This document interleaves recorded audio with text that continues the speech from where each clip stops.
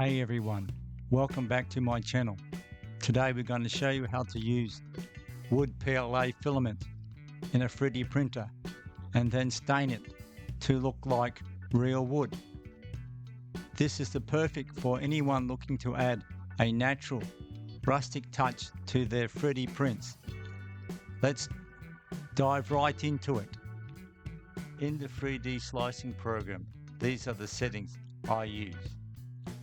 I'm using Bamboo Lab Studio. The model I'm using is a Japanese wooden doll, which is typically made from wood. The file can be downloaded from MakerWorld, links in the description. I would set the layer height to 0.28 and also set the top surface to concentric, the bottom surface to concentric, and the internal fill pattern to concentric, and the sparse infill pattern to concentric. And this will give it a more wood-like look. And also set the seam to random. Now let's slice it. And let's go to print.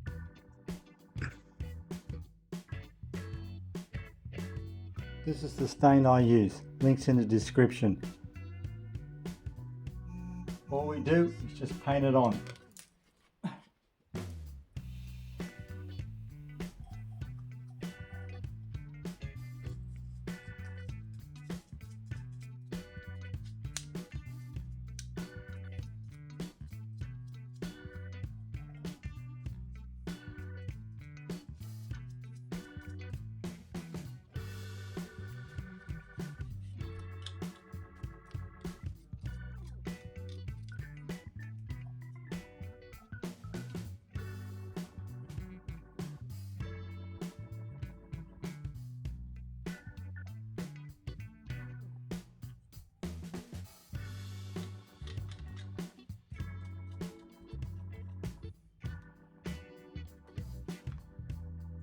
After that, we just leave it to dry.